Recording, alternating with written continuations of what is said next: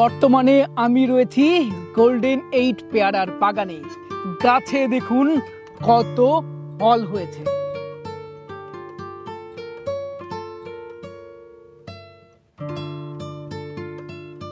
এর ভারে দেখুন গাছের ডাল একদম নুইয়ে পড়ছে, প্রত্যেক ডালে অসংখ্য ফল রয়েছে। হয়তো প্রত্যেকটা পেয়ারায় প্যাকেট করা নেই বলে চোখে আসছে না, কিন্তু প্রত্যেক পাতার মধ্যে মধ্যে রয়েছে অসংখ্য পেয়ারা। তো মানে পেয়ারার অন্য ভ্যারাইটিতে কি এত ফলন রয়েছে?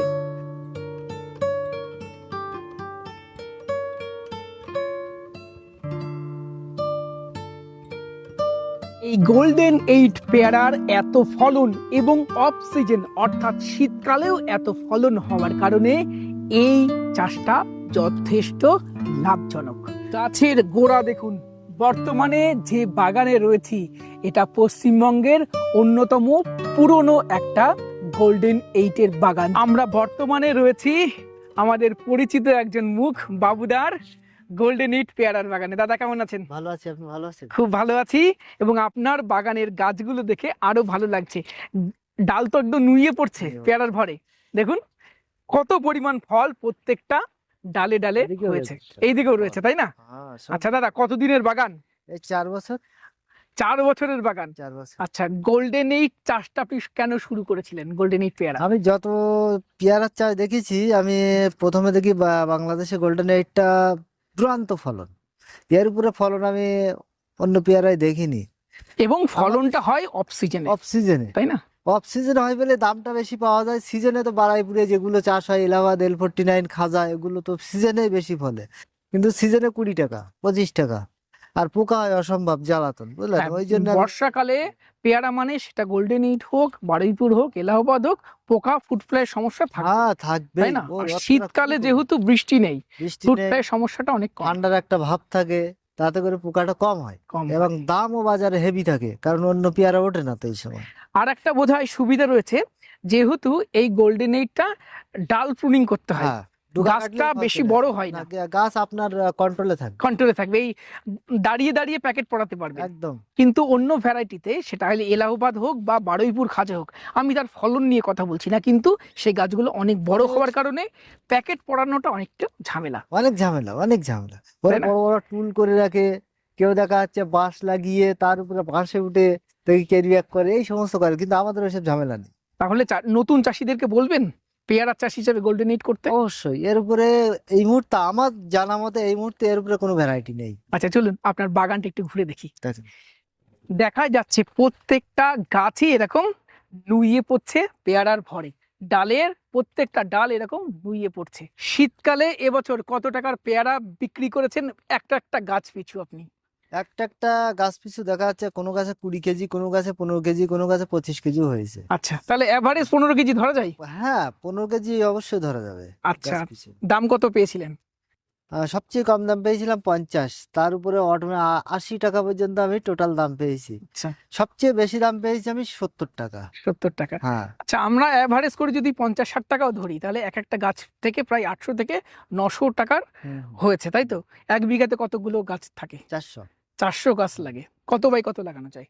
4 বাই 4, মানে 100 বাই 100। আচ্ছা, তাহলে সেই হিসাবটা কিন্তু অনেক হচ্ছে, তাই না? 3 লাখের উপরে, কিন্তু আমরা সে গল্পে যাব না। না, আচ্ছা, এই চাষটা করে চাষি কি 1.5 লাখ টাকা লাভ করতে পারবে?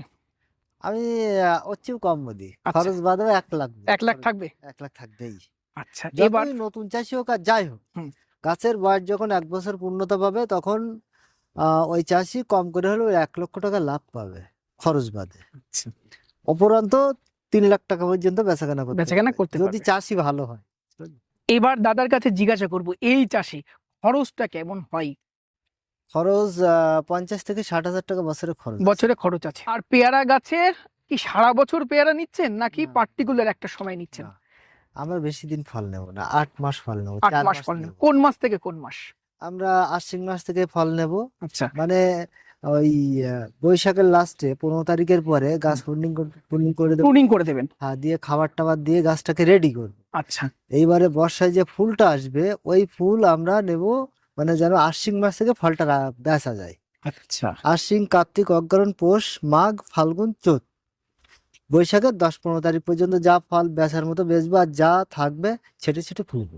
আচ্ছা, বৈশাখের যে ফুলগুলো আসবে সেগুলো নিলে বর্ষার মধ্যে ফল বড় হবে, বৈশাখে সেগুলো আপনি না, নিতে চাইছেন না, তাই তো? আপনি একবার হার্ড প্রুনিং করে দেবেন, তারপরে 8 মাস ধরে আপনি ফল নেবেন। হ্যাঁ। আচ্ছা দাদা, একটা ছোট পেয়ারা, এই ধরুন এই যে ছোট পেয়ারাগুলো ফুল আসার পর থেকে একদম 4 ম্যাচিওর হতে কমার সময় লাগে? ফুল থেকে ফল বেচা পর্যন্ত 4 মাস টাইম। 4 মাস টাইম লাগে, তাই তো? হ্যাঁ। আচ্ছা। আর আষাঢ় মাসে যে ফুল আসছে, আষাঢ় মাসে, হুম। আষাঢ় মাসে ফুল আসছে তো, হুম।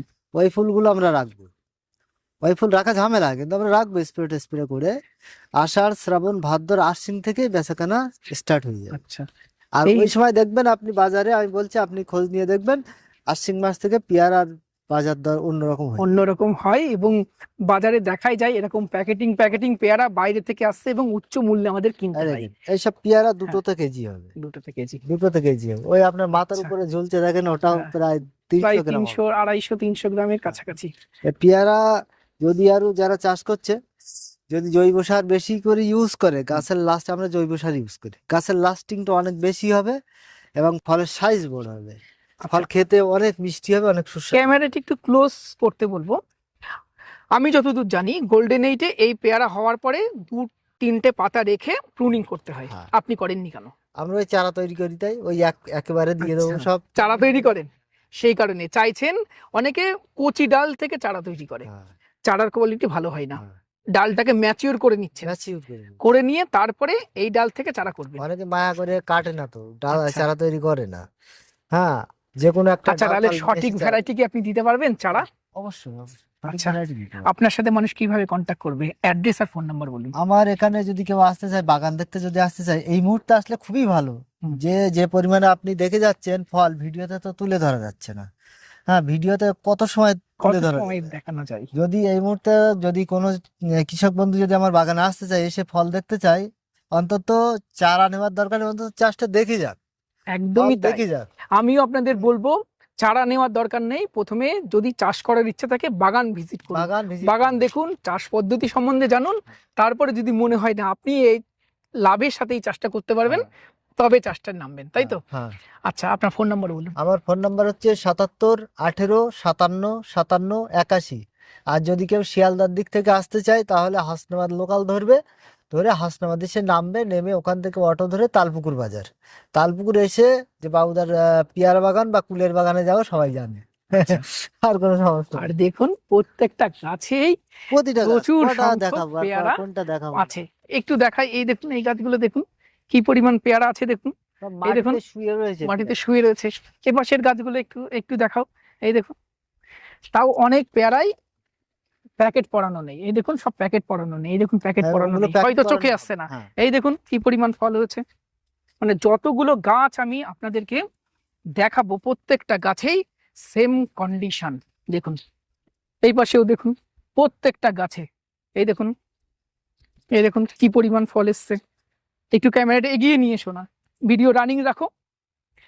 এই দেখুন, এই দেখুন কি পরিমাণ ফল, এই দেখুন। আর এই রকম ফলন যদি হয় তাও এই ফেব্রুয়ারি মার্চ মাসে, তাহলে সেটা যথেষ্ট লাভজনক এবং আপনারা অনায়াসে এই চাষটা করতে পারেন বিকল্প চাষ হিসাবে। দেখুন একটা ডালে কি পরিমাণ ফল এসছে, এই ডালটা তো ভেঙেই গেছে, এই পাশে এই ডালটারও সেম অবস্থা, ভাঙার মতো। এখানে দেখুন পেয়ারা, এখানে পেয়ারা, এখানে পেয়ারা, এখানে পেয়ারা, মানে চারিদিকে পেয়ারা, এরকম প্রত্যেকটা ডালের সেম অবস্থা। দাদা, তাহলে নতুন চাষিদেরকে আপনি কি বলবেন, কেমন জমি নির্বাচন করলে এই চাষটা খুব ভালো হবে?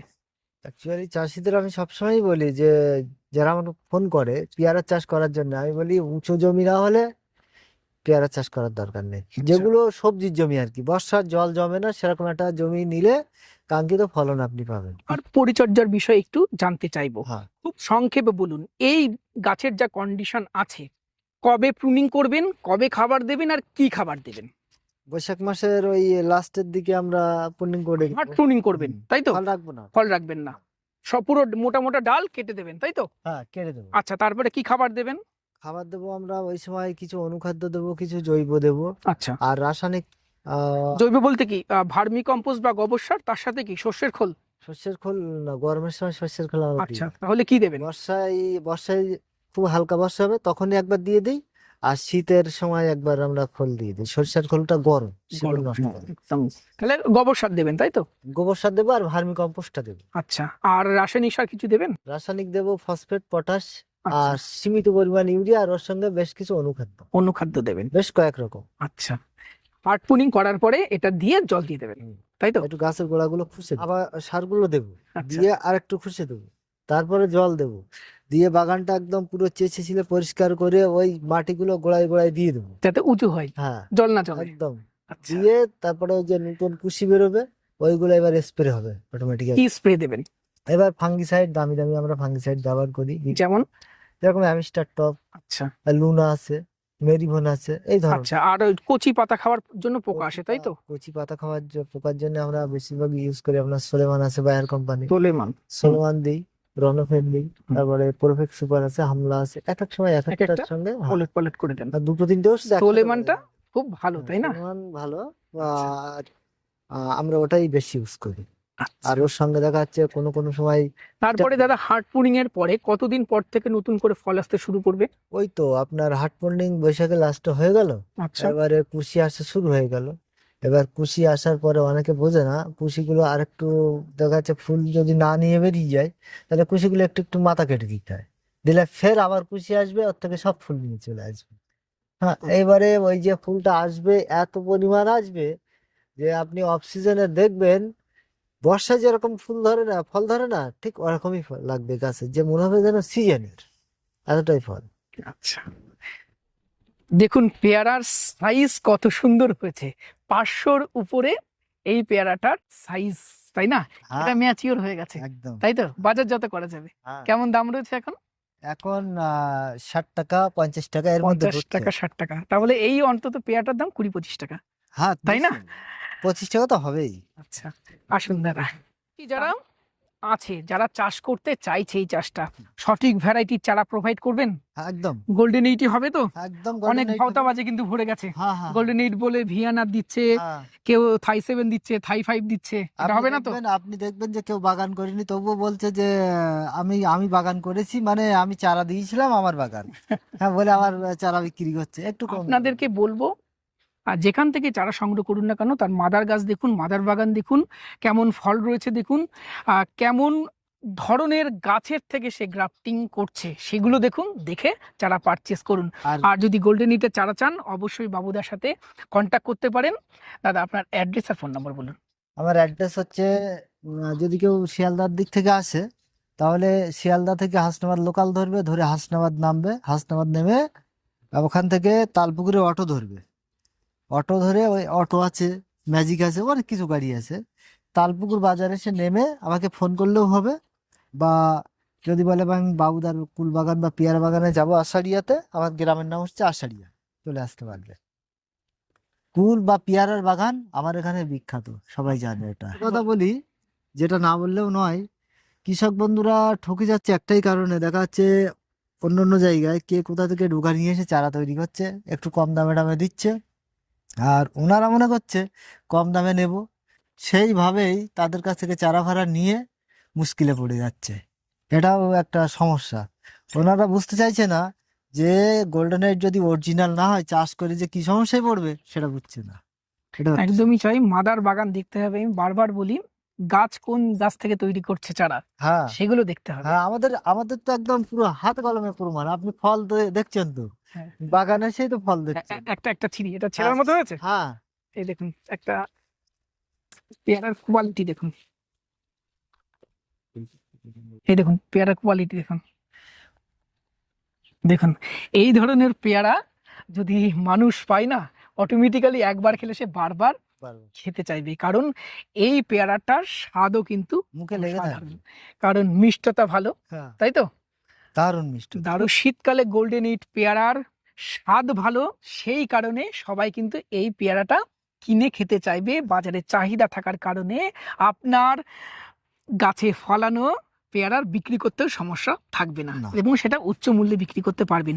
যারা বিকল্প চাষ করতে চাইছেন, যাদের কাছে উঁচু জমি রয়েছে, তাদেরকে বলবো অবশ্যই গোল্ডেন 8 এর পেয়ারা নিঃসংকোচে আপনারা করতে পারেন। তবে প্রপার পরিচর্যা জানতে হবে, ভালোভাবে চাষটা শিখতে হবে, চাষটা করতে হবে। আর চারার জন্য অবশ্যই বাবুদের সাথে কন্ট্যাক্ট করতে পারেন।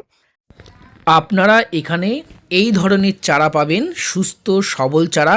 এবং আমার যেটা ভালো লাগলো, গ্রাফটিংয়ের উপরে বেশ খানিকটা বাড়ার পরে তবে সেল করছে। অনেক জায়গায় আমি দেখি গ্রাফটিং জাস্ট ফুটেছে সেরকম ধরনের চারা বিক্রি করে, কিন্তু এখানে রুট স্টকটা যেমন মোটা ঠিক তেমনই হেলদি চারা এখানে থেকে আপনারা সংগ্রহ করতে পারেন।